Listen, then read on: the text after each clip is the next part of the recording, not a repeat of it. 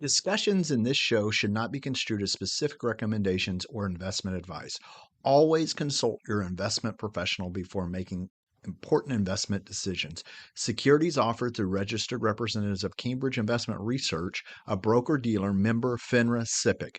Advisory services through Cambridge Investment Research, Inc., a registered investment advisor. Cambridge and Houston First Financial Group are not affiliated. Welcome to Money Matters with Chris Hensley, where we spotlight financial literacy issues in the Houston community and beyond. And now your host, Chris Hensley. You know, if you'd ask me what's our secret sauce, I'm going to tell you it's our people. It's our interactions with our financial professionals like you, Chris. And so it's really, no one got into this business to do paperwork or to do data entry. And so it's really, we wanted to take a sliver. We knew we needed to start small. So it was taking that sliver of someplace where we're doing a lot of manual work of moving, data and or paper, reading that. And how can we take that out of the mix and not just do it faster, but free our people up? What if AI didn't replace financial professionals, but made them more human? One firm didn't just imagine it, they built it. And the kicker, they didn't lay off a single employee. I'm joined by Valarie Vest, Chief Experience Officer at Cambridge, and Sean Van Moorleghem. Am I saying that correctly, Boy, Sean? I should have you did a good job. Yeah, it's Van Moorleghem. Oh, say it real fast. Van Moorleghem, you're good. Perfect. Okay. And you're the firm's Chief Technology Officer. Together, they have led one of the boldest AI integrations that we've seen in financial services, reducing a 20-minute account opening process down to just a second. But here's what makes this story different. They did it without changing their workflows, and they did it without compromising quality. And most importantly, they did it without eliminating a single job. Sean, Valarie, thank you so much for being on the show today. Thanks for having us. Yeah, great to be here, Chris. Absolutely. I don't usually have to do this. I'm going to put a disclaimer.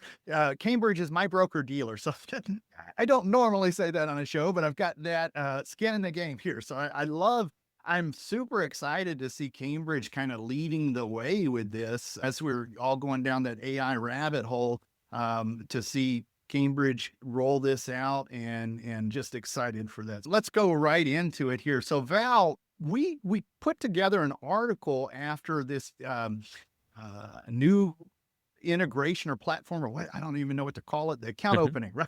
Once that rolled out, we did an article where we interviewed you guys about it. And one of the things that you described was the origin of this project, not as an aha moment, but a what if moment.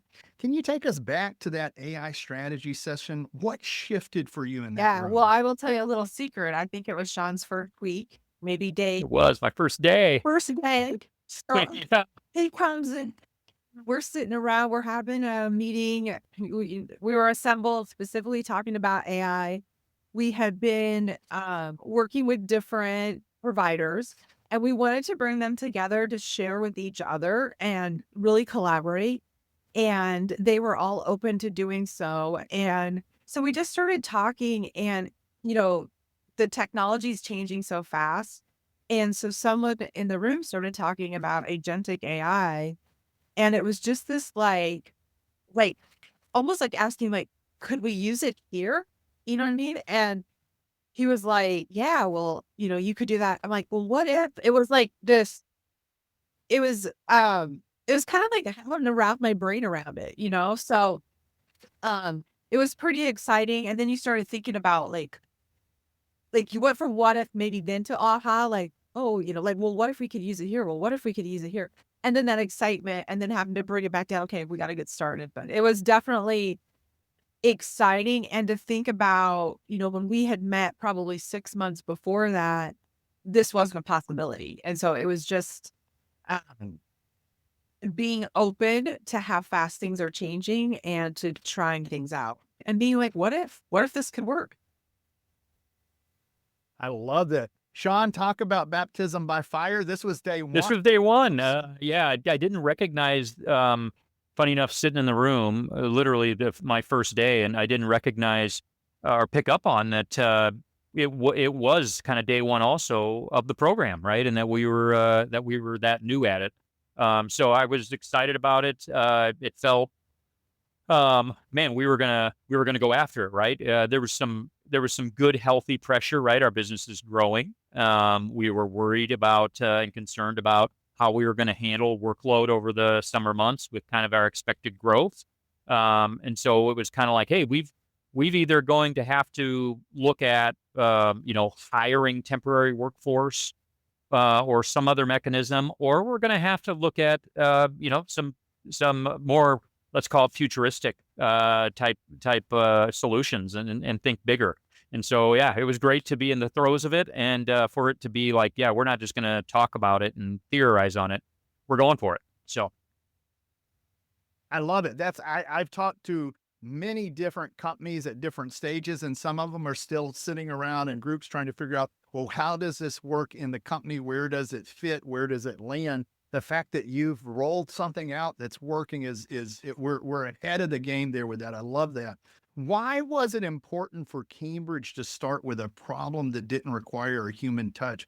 What did that decision unlock in terms of team trust and adoption? Yeah, I guess I'll start there. Our if you'd ask me what's our secret sauce, I'm gonna tell you it's our people.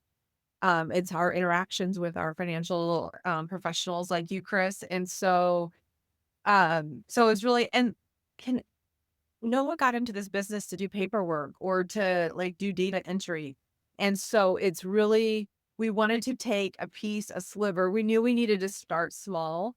So it was taking that sliver of someplace where we're doing a lot of manual work of moving, data and or paper, reading that, and how can we take that out of the mix and not just do it faster, but free our people up. As Sean was saying, I mean, it's a great problem to have this growth coming at us, but we also want to continue to do a really great job for all of our current financial professionals. And so this was a solution that I think allowed us to continue both of that, to grow and to really innovate. The idea of starting small, with AI, you can go really big, right? But really just picking something off small and starting with one thing. As an advisor, you hit the nail on the head. I do not like paperwork. Paperwork is no fun. I don't think any advisor, if we're being truthful, likes paperwork, but it's one of those necessary things. So I love that you picked this. Many companies talk about AI in theoretical terms. What made this moment feel real for you both? So I guess I'll start, Val, but and jump in here. But like for me, it was the fact that we had a real tight business case, a real tight use case that we wanted to go after. It seemed achievable. It didn't seem too far-fetched. It felt like we could get buy-off, not necessarily from the executives in the groups that we sit with, but the frontline associates would actually be relieved to have some of this work off of their desks or off of their plate or off of their nights and weekends in a lot of cases, right? If there is a kind of a surge in volume and throughput. So all I guess everybody was nodding, and everyone was agreeing. And that's really powerful, especially as you're trying to break down barriers, right, of something that might be seen as threatening. If everyone's like, yes, please help me with this, it just makes it that much easier. I think we'd also this wasn't our beginning with AI. So, with a lot of our financial professionals, we have embraced, note taking and, the co-pilots, the chat GPTs for, the day-to-day efficiencies and done that work. We've also started to work on creating, our own AI assistant that, is knowledgeable on processes and procedures and compliance manuals and all those things that we call Indy for independence. And so we had started that work already. Like I said, when we first met, we were meeting with these different AI providers and partners and sharing best practices. So I think the other thing was this wasn't new for our associates. It wasn't new for our financial professional. And it was just, kind of that next step that we could take. And it was exciting to think about being on that front edge. I know when new ideas roll out, there's that resistance with a capital R, right? And getting buy-in really from people above us and from advisors, right? But we're in one of those industries where you've got all of these advisors, they're entrepreneurs, it's open architecture. So whether we wanted to have this discussion or not, they're going to run all of this stuff up the flagpole. The fact that Cambridge is there to catch it, to vet it. This isn't your first road. Oh, you guys are working on Indy, the AI assistant there. I love that. I think this is a great way to come at it. Now, pivoting a little bit, Sean, you in the article, you mentioned that Asiatic AI scaled horizontally and didn't require workflow changes. That's rare. How did you approach implementation without breaking what already worked? Yeah, it was, I mean, when you talk about the speed of implementation, that was some of the benefit that we got when we talk about not kind of re-engineering your business process, whether it's good or it's on the other end of the scale, which, maybe it's not a great or very efficient business process. You take it as it is instead of going through that re-engineering process. So we used existing platforms. We did have to build a few new integration points, but it's the same platforms that our employees use, right? And on a day-to-day basis. And so it wasn't anything new from that construct. We knew how that process worked. It was ingrained. It's been tried and true. And then the agentic AI provides that scale that you mentioned over the top of it. So the ability to spin up new workers or new bandwidth, I guess you might say. So things like cloud technologies, that's a game changer. We can throttle the technology resources that we're putting to the process based off the demand that we're seeing from the workflow, right? So, in periods of higher workflow, we spin up new tenants and allows us to have more digital workers.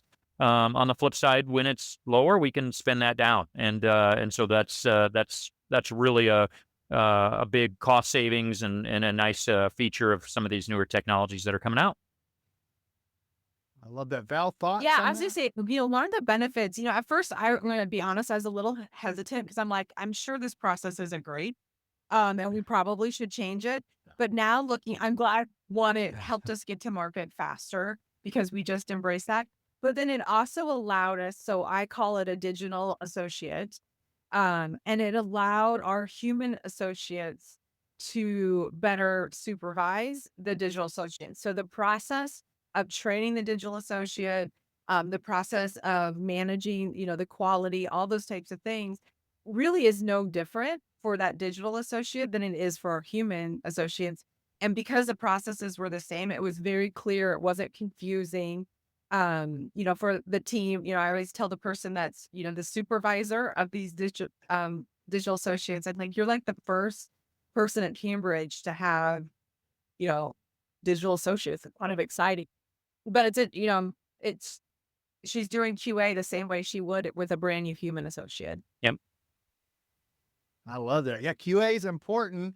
Redeploying some of these the human beings to manage these. I'm thinking of an org chart that has the agents under it instead of It's true. employees, but you're freeing up bandwidth for the human beings to go back and then QA and make sure that our processes are good and everything. So that's awesome. I love this. You talked about, speed of implementation, being able to get something out there.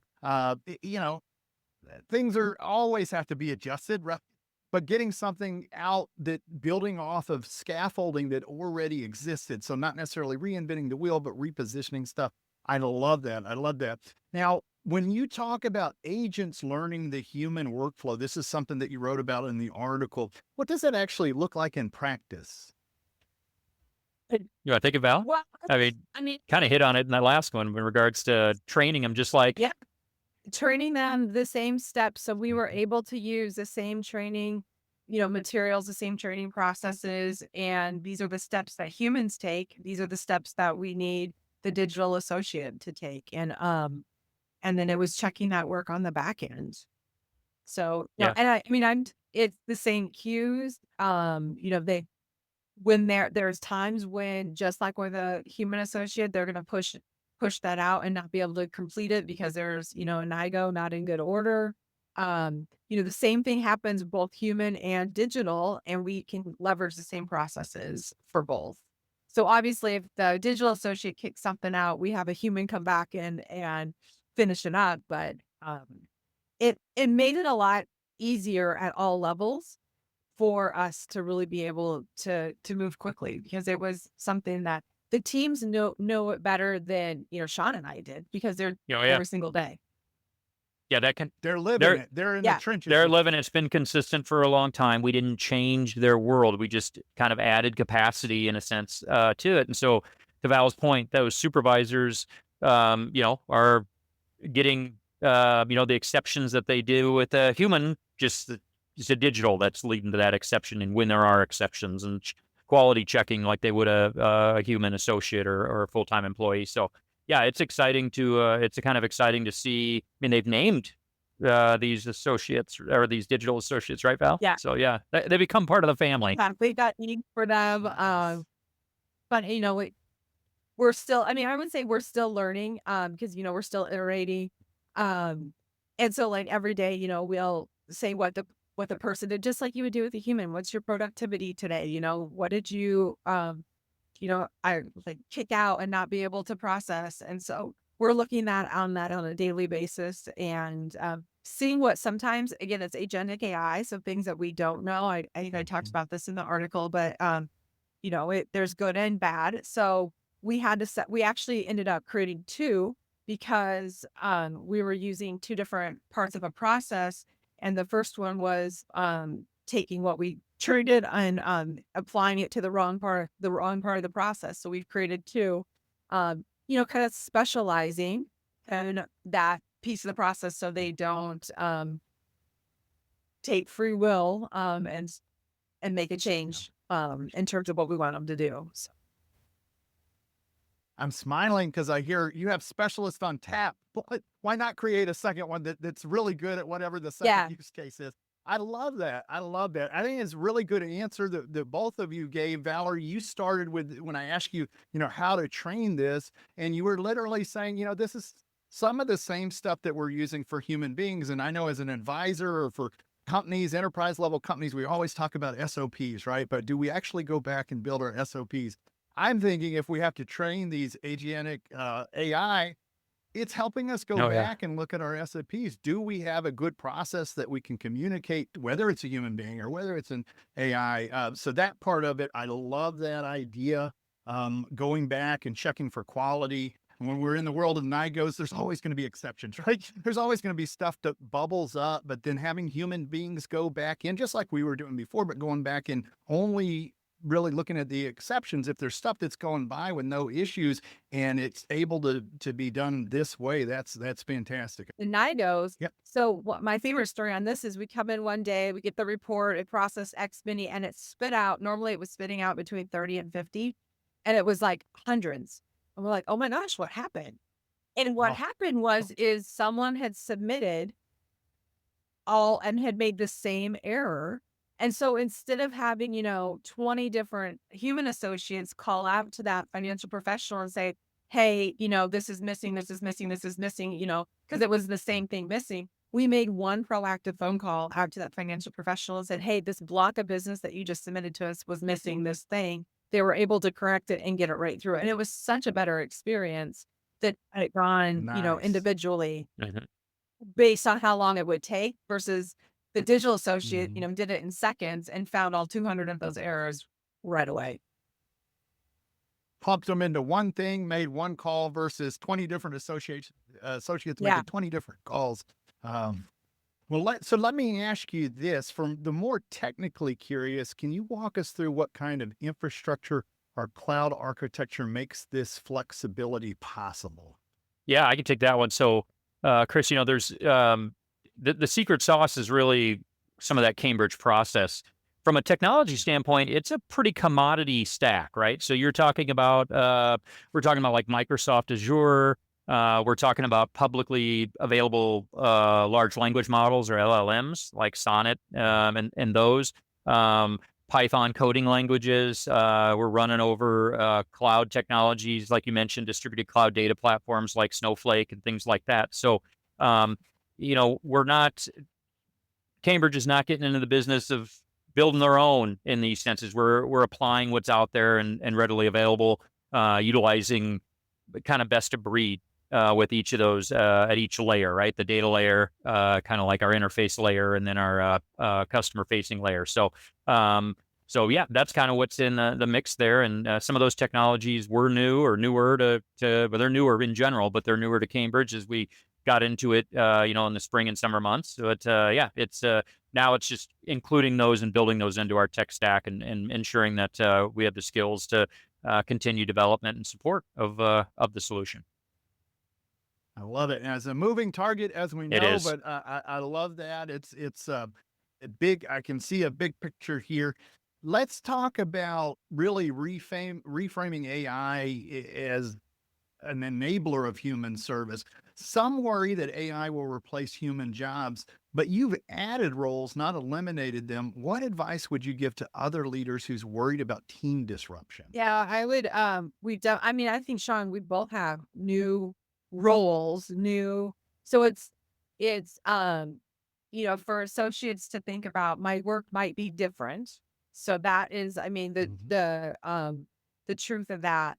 But we are looking at, different roles. We need people who can consult on AI and understand and, help do, help our financial professionals. How do you implement it into your tech stack? The things that we make available. How do we help our associates figure out how to best leverage it? And so, or like the associate that we have that's, leading these digital associates, it changes up their day a little bit. And so Mhm.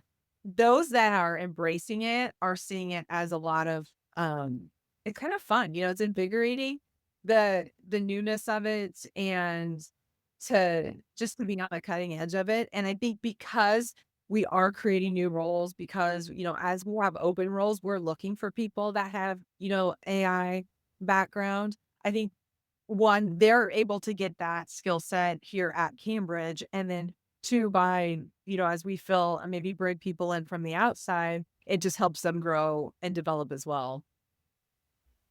Yeah, there's no doubt that there's no doubt that this is a disruptive technology. It is just in its it's just in its capabilities. But to Val's point, you got to look at it as a positive. It's allowing people to do new work, whether it's on the agentic side or Val mentioned that the generative AI that we're doing. It's led to a lot of different work being prioritized and that sort of thing. So we're seeing where people are getting involved with feeding the information into these engines and ensuring that the quality is there and stuff like that. So I would say it definitely changes jobs. I personally think it enhances some jobs on the technology side. It's fun to be a part of these things and be involved with the newer tech and that sort of thing. So yeah, it's disruptive in a positive way. It's also having those. I mean, we've had conversations. Communication, I think, is key. And it's not that everyone. I mean, I have had a couple people ask, "Oh, well, what does this mean for me? If my job is doing new account open, what does that mean for me?" And and so that becomes I'll say it's a personalized conversation. Well, with what does that person enjoy doing? Like, what about their role do they love doing? Because there's parts of this that we're going to need more people to be in that human connection. And there's also still a lot of, we have to manage digital associates now and track that. And so the work, like I said, it's different. But we still, I think when we have those individual personalized conversations with our associates to find out, what really lights their fire, where do they like to be, we can get them in the right spot. And the good news is plenty of work right now to go around. I heard two big things there that you both kind of said there. Embrace it, and that it's positive, right? And then I think you might have said fun. I heard somewhere in just there's a lot of stuff going on with AI right now. In some ways, this is a continuation of a conversation I had years ago with people about robots taking over from factory worker jobs, right? There's always going to be the initial fear. A year ago, people were not sure if they were going to have AI in the workplace or not. And people were using their phones and kind of not embracing it. And this is saying, here we are now.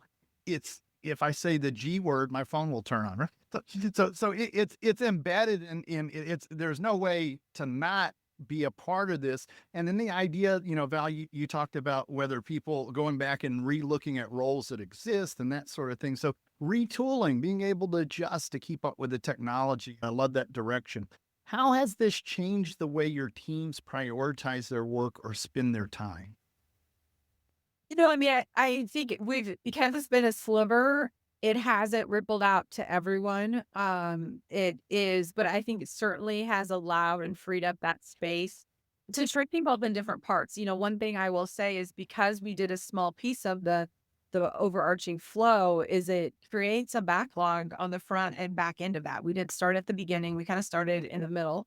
And so we've trained people, cross-trained people up to help out with those parts before and after. And so it's really helps develop people and grow their skill sets, which has been fun to see, whether that's specific to AI or just other parts of the process.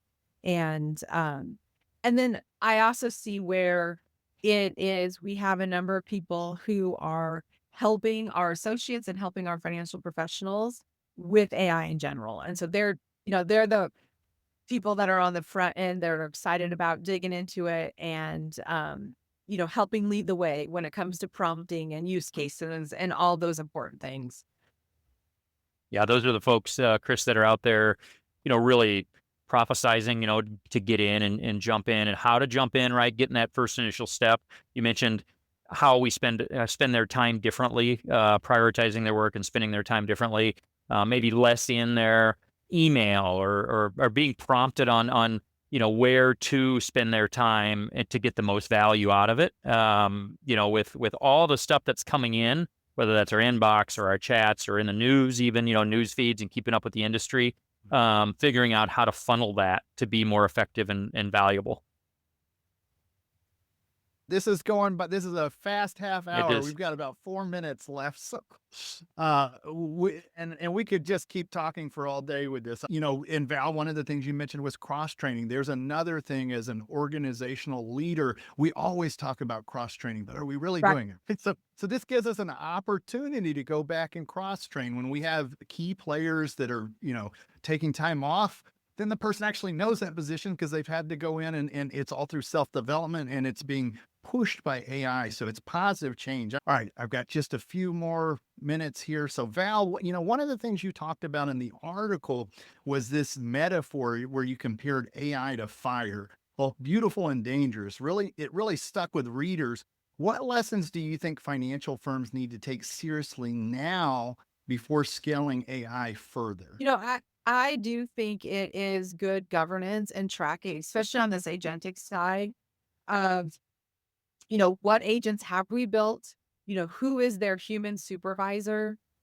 And tracking that, understanding that. I was just actually having a conversation with our HR leaders today of how we're going to start to manage that and think about them as actual associates and make sure, I kind of joke around that, we don't lose track and they all gang up against us something and we don't realize it. But then as we also do change processes and things down the road, it's going to be important to understand where we have built in agentic AI and make sure that, just as like you have to train a human associate when the process changes, we're going to need to understand where we have digital associates so that we can retrain and reskill them when technology changes or processes change. I love that. Sean, I've got a question for you. Before I ask you that, I was just going to pivot off of something that Val just said, that the human supervisor, we're still not off the hook, right? Yeah, we're not off the hook. If we are responsible for the work of whoever we are managing. So I love that. But Sean, as we get close to the end of the show here, where shouldn't AI go, at least not yet, in the advisor-client experience? Yeah, I that's a good question. And from the standpoint, like even personally, right, when you talk about like my relationship with my advisor, sure, I would love it if he in this case has tools and capabilities at his fingertips to do deeper insights, that sort of thing. But I still want my advisor to overlay all their professional experience on my situation. Their opinion matters, their experience matters. That's the secret sauce, right? Is that sure? And I think the AI, the technology, can help enhance those conversations, but those conversations still got to be person to person. At least for me personally, I would hate to see that go away. And I think a lot of folks are in that situation where it's like, you want the conversation maybe to be enhanced by the tech, but not to replace that relationship. So that's where I fall on that one. And we are right here at the end of the show. Both of you, thank you so much for being on the show. Final question: is there anything that I forgot to ask you that you'd like to leave listeners with today? I'd say if you're not using AI, just start small, incorporate it into your day, play around with it in a fun way. See how it can do something, help you cook dinner, do something with it. Yeah, I'd echo that. The water's fine. Come on in. Even if it's the shallow end of the pool, try it. If it's in your personal life, if it's in, before your business and that sort of thing, start trying to figure little ways to maybe alleviate some pain points with your day to day. And by the time you know it, you'll be expert.